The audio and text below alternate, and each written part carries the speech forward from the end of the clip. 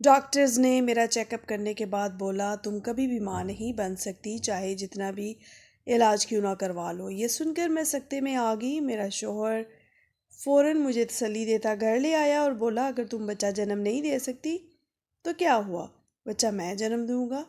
اس کی بات سن کر میں تو ہوش فنا ہو گئے، مگر کچھ دیر بعد شوہر کا جذباتی پن سمجھ کر اگنور کر دیا۔ مگر اب روز رات کو شوہر دودھ کے گلاس میں 3 چمچ ہلدی ڈال کر پہلے خود پیتا اور پھر مجھے پلاتا، جس کو پیتے ہی میں سو جاتی۔ رات اچانک میری آنکھ کسی کے کرانے سے کھلی تو دیکھا شوہر بے ہوش پڑا تھا۔ فوراً ایمبولینس بلائی اور جب اسپتال میں ڈاکٹر نے معائنہ کیا تو چیخ پڑا اور فوراً شوہر کو گائنی وارڈ میں۔ سٹوری: میں ایک معروف نجی اسپتال میں ڈاکٹر تھی۔ میری ڈیوٹی رات کی ایمرجنسی وارڈ میں تھی۔ صبح کے 6 بجے میں اپنا کام نپٹا کر وہاں سے نکل کر بچوں کی پیدائش کے وارڈ میں داخل ہوئی تھی۔ وہاں ایک کم عمر سی دیہاتی گھڑی گور رہی تھی۔ اس نے ایک بچہ گود میں اٹھا رکھا تھا، اس کو کبھی چومتی تو کبھی اس بچے کو دیکھ کر مسکرا دیتی۔ پھر وہ پورے وارڈ میں مٹھائی بانٹنے لگی تھی۔ وہ لڑکی بے تحاشا حسین تھی۔ میں دم بخود کھڑی اس کے معصوم سے چہرے کو دیکھ رہی تھی۔ تبھی وہ لڑکی بولی، یہ ڈاکٹرنی یہ مٹھائی کھائیے۔ میں نے مٹھائی اٹھا کر پوچھا کہ یہ کس خوشی میں بانٹ رہی ہو تو وہ بولی میں ماں بن گئی ہوں، میرے گھر تھوڑی دیر پہلے بیٹے کی پیدائش ہوئی ہے۔ یہ سن کر میرے ہوش ہی اڑ گئے تھے۔ میں حیرت زدہ سی لڑکی کو دیکھ رہی تھی کہ یہ کیسے ہو سکتا ہے۔ اس لڑکی کے حسن اور بولنے کے دیہاتی انداز سے پتہ چل رہا تھا کہ وہ کسی پہاڑی علاقے کی رہنے والی ہے۔ میں مانتی ہوں کہ وہاں کے لوگ سخت جان ہوتے ہیں، مگر یہ پھر بھی ممکن نہ تھا کہ وہ لڑکی بچہ پیدا کرنے کے بعد مٹھائی بانٹتی پھرے۔ میں نے اس سے کہا کہ تم یہاں کیا کر رہی ہو؟ تمہیں آرام کی ضرورت ہے، جاؤ جا کر آرام کرو۔ تو مسکرا کر بولی، ڈاکٹرنی جی، بچہ میرے شوہر نے جنا ہے، ہمارے گھر معجزہ ہوا ہے، تبھی تو پورے اسپتال میں مٹھائی بانٹتی پھر رہی ہوں۔ یہ سن کر میرے قدموں تلے سے زمین ہی نکل گئی۔ یہ بھلا کیسے ہو سکتا ہے کہ ایک مرد بچہ پیدا کرے؟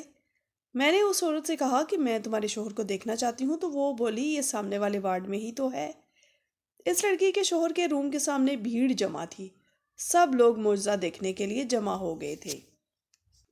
میں لوگوں کی بھیڑ کو چیرتے ہوئے اس عورت کے بتائے ہوئے کمرے میں داخل ہوئی تو سامنے بیٹھے شخص کو دیکھ کر لگا آسمان میرے سر پر آن گرا ہے۔ وہ وہاں کیسے پہنچا تھا؟ اس نے بچے کو کیسے جنم دیا تھا؟ میرا دم گھٹنے لگا تھا۔ میں نے جھٹ سے اپنے چہرے پر کپڑا رکھا۔ میں نہیں چاہتی تھی کہ وہ شخص مجھے دیکھ لے۔ مجھے اس شخص کو دیکھ کر 10 سال پہلے والے قصہ یاد آ گیا تھا۔ میں وہاں سے منہ چھپا کر بھاگ آئی تھی۔ باہر آ کر اس لڑکی سے میں نے اس کے گھر کا پتہ معلوم کر لیا تھا۔ میں نے دل میں تہیہ کر لیا تھا کہ میں اس معجزے کے پیچھے چھپے ہوئے راز کو جان کر ہی رہوں گی۔ کچھ دن صبر کے بعد میں خود کو مزید روک نہ پائی تھی۔ میں اپنے تجسس کے ہاتھوں مجبور ہو کر اس لڑکی کے در پر کھڑی تھی۔ میں نے ڈور بیل بجائی تو ایک ملازمہ نے دروازہ کھولا تھا۔ میں نے کہا کہ میں شمیلہ سے ملنے آئی ہوں تو وہ ملازمہ بولی، آئی بی بی جی گھر پر ہی ہیں۔ میں اس عالیشان گھر کو دیکھ کر ششدر رہ گئی تھی۔ 2-3 ملازمائیں بھی ادھر ادھر کام کرتی پھر رہی تھیں۔ مجھے ایک ملازمہ ڈرائنگ روم میں بٹھا کر شمیلہ کو بلانے چلی گئی تھی۔ جب شمیلہ آئی تب میں خاموشی سے بیٹھی ڈرائنگ روم کا جائزہ لے رہی تھی۔ وہ مجھے دیکھ کر بڑے پرتپاک انداز سے ملی تھی۔ وہ لڑکی کافی ملنسار محسوس ہوتی تھی۔ ادھر ادھر کی رسمی باتوں کے بعد میں نے اس کو اپنے آنے کا مقصد بتایا تھا۔ میں نے اسے کہا کہ مجھے تمہارے شوہر سے مل کر اس معجزے کے بارے میں مزید معلومات لینا چاہتی ہوں۔ تو وہ پریشان سی ہو گئی۔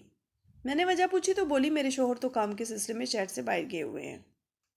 میں نے اس موقع کو غنیمت جانا اور شمیلہ کو کہا کہ وہ مجھے شروع سے ہی بتائے کہ یہ معجزہ کیسے ہوا تھا۔ شمیلہ بولی، ڈاکٹرنی جی، میرا تعلق گلگت کے ایک پسماندہ سے گاؤں سے ہے۔ میرے شوہر ندیم ایک دن اپنے دوستوں کے ساتھ سیر و تفریح کے لیے وہاں آئے تھے۔ ندیم اور ان کے ساتھی کافی اچھل کود کر رہے تھے، اسی وجہ سے ندیم پہاڑی کے اوپر سے گرے تھے۔ ان کے پاؤں میں موچ پڑ گئی تھی، وہ درد سے کرا رہے تھے۔ ان کے ساتھی بھی کافی پریشان ہو رہے تھے۔ میں پہاڑوں سے لکڑیاں چننے گئی تھی۔ ان سب کی بخلاہٹ دیکھ کر مجھے ہنسی آ گئی۔ اتنی سی چوٹ لگنے پر ہمارے مرد تو اف بھی نہیں کرتے، مگر انہوں نے تو آسمان ہی سر پر اٹھا لیا تھا۔ ندیم زمین پر لیٹے فریادیں کر رہے تھے۔ میں آگے بڑھی اور بولی، بابو جی، میں آپ کے پاؤں کو دیکھ سکتی ہوں کیا؟ انہوں نے اجازت دے دی۔ میں نیچے ان کے پاؤں کے پاس بیٹھ گئی تھی۔ میں نے معائنہ کیا تو ان کے پیر میں معمولی سی موچ آئی تھی۔ میں نے پیر پکڑ کر ایک جھٹکے سے مروڑ ڈالا تو کڑک کی آواز آئی اور ساتھ ہی موچ نکل گئی۔ ندیم کی فریادیں بھی تھام گئی تھی، وہ سب حیرت زدہ سے میرا منہ تکتے رہ گئے تھے۔ ان میں سے ایک بولا کہ آپ کو کیسے پتا تھا کہ پیر میں موچ آئی ہے اور یہ کیسے ٹھیک ہو گیا؟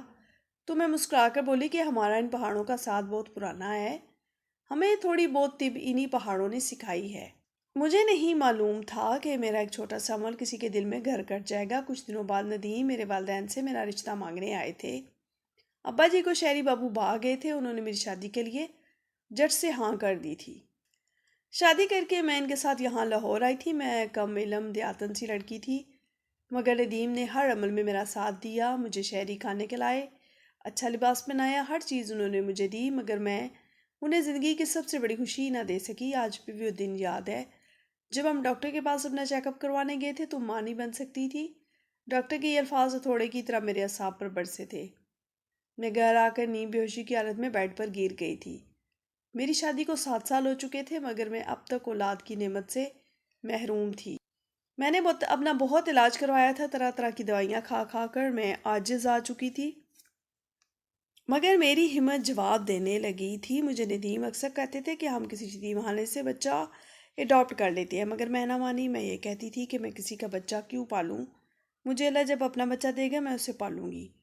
انہی دنوں سننے میں آیا تھا کہ ایک بہت ہی قابل ڈاکٹرنی امریکہ سے پاکستان شفٹ ہوئی ہے۔ بس پھر کیا تھا، میرا اور میرے شوہر کے علاج کی غرض سے اس ڈاکٹر کے پاس پہنچ گئے تھے۔ ڈاکٹر شاہ زمین نے بڑی تسلی سے میرا معائنہ کیا تھا۔ معائنے کے بعد انہوں نے مجھے اور میرے شوہر کو اپنے روم میں بلایا تھا۔ بولی، مجھے حیرت ہے ان ڈاکٹرز پر جو 7 سالوں سے آپ کو دوائیاں دیتے چلے جا رہے ہیں، اتنا بڑا مسئلہ وہ کیسے اگنور کر سکتے ہیں؟ ان کی باتیں سن کر میں اور ندیم پریشان ہو گئے تھے۔ ہم دونوں ایک دوسرے کا منہ تک رہے تھے۔ ڈاکٹرنی پھر سے بولی تو ہم ان کی طرف متوجہ ہوئے تھے۔ میں صاف صاف کہتی ہوں کہ ماں نہیں بن سکتی، مجھے آپ کو دھوکے میں رکھ کر مزید دوائیاں دینا مناسب نہیں لگا، اس لیے سب سچ بول رہی ہوں۔ لیکن امید مت ہو، جو اللہ کوئی پیچیدگی پیدا کر سکتا ہے وہی مسائل کو ختم بھی کر سکتا ہے، اس لیے آپ اللہ سے رجوع کریں۔ ہم دونوں میاں بیوی ٹوٹے دل لے کر وہاں سے اٹھائے تھے۔ ندیم مجھے گھر ڈراپ کر کے خود گیٹ سے ہی واپس مڑ گئے تھے۔ ہم دونوں ایک دوسرے کا سامنا کرنے کی سکت نہیں رکھتے تھے۔ مجھے اس طرح بیڈ پہ لیٹے لیٹے 6 گھنٹے ہو چکے تھے، تب گاڑی کی ہارن کی آواز آئی۔ پھر گیٹ کھلا تو مجھے پتہ چل گیا تھا کہ ندیم گھر واپس آ گئے ہیں۔ میرا دل چاہ رہا تھا کہ میں کہیں غائب ہو جاؤں، میں ان کا سامنا نہ کروں۔ میں نے 7 سال جن آنکھوں میں اپنے لیے محبت دیکھی تھی، اب ان آنکھوں میں اپنے لیے اجنبیت نہیں دیکھ سکتی تھی۔ میں نے آنکھوں پر ہاتھ رکھ کر سونے کا ناٹک کیا تھا۔ ندیم نے کمرے کا دروازہ کھولا اور میرے روبرو آ کر بیٹھ گئے تھے۔ وہ مدھم لہجے میں بول رہے تھے، شمیلا، میں جانتا ہوں تم سو نہیں رہی، تمہارے دل میں ہزاروں وسوسے پنپ رہے ہیں جو تمہیں آنکھیں چرانے پر مجبور کر رہے ہیں، مگر تم آنکھیں کھولو، مجھے دیکھو۔ میں ندیم کی باتیں سن کر اٹھ کر بیٹھ گئی۔ بڑی چاہت سے بولے کہ تم بچہ پیدا نہیں کر سکتی تو کیا ہوا، میں تمہارے لیے بچہ پیدا کروں گا، ہمارا بچہ۔ ندیم کی بات سن کر مجھے حیرت کا جھٹکا لگا تھا۔ مجھے لگا کہ وہ اپنے حواس میں نہیں ہے، یا پھر میرا دل رکھنے کے لیے ایسا کہہ رہا ہے۔ میں نے اپنے شوہر کا ہاتھ تھام کر اسے پوچھا، ندیم آپ مجھے چھوڑیں گے تو نہیں؟ مسکرا دیے اور بولے، ہرگز نہیں۔ ان کی بات سن کر مجھے کافی تسلی مل گئی تھی۔ یوں ہی دن معمول سے گزرنے لگے۔ ایک دن ندیم آئے، ان کے ہاتھ میں رنگ برنگی پونیاں تھی۔ میں نے ان سے پوچھا کہ یہ کیا ہے، تو وہ بولے کہ چند حکیمی دوائیاں ہیں، ان کو کھا کر ہم دونوں کا بچہ جننے کے قابل ہو جاؤں گا۔ ندیم کی باتیں سن کے میرا سر چکرانے لگا تھا۔ پھر وہ بولے کہ تم دیکھنا، بہت جلد میں تمہیں خوشخبری سناؤں گا۔